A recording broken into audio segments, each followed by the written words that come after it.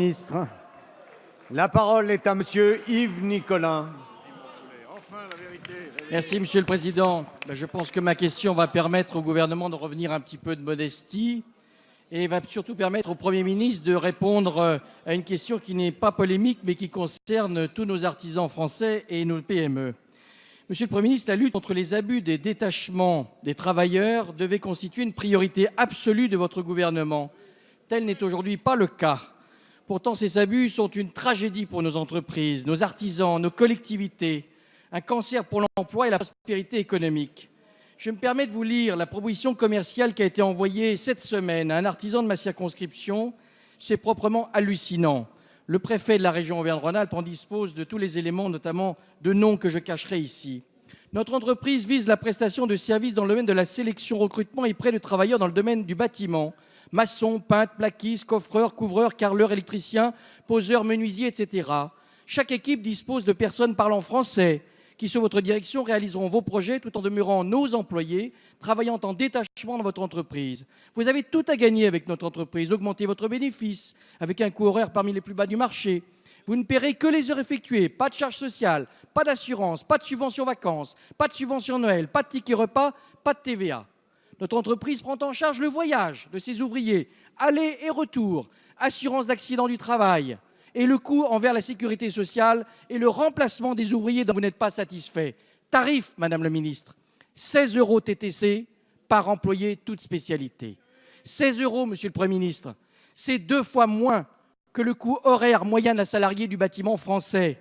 Alors, Monsieur le Premier ministre, pouvez-vous m'expliquer comment résoudre le chômage si votre gouvernement laisse faire ce type de pratique?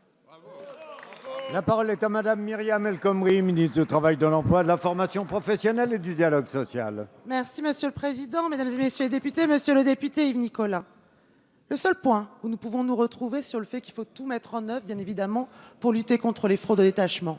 Comment avons-nous agi? D'abord, permettez-moi de vous le rappeler ici, d'abord, et en remerciant ici Michel Sapin, la révision de la directive de 2014. Ça a été un combat européen extrêmement important.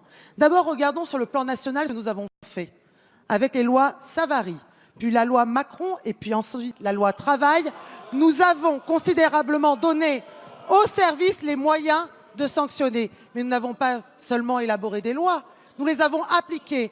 L'administration du travail est passée de 500 contrôles à plus de 1500, 2000 en juin dernier. Qu'est-ce que nous avons fait?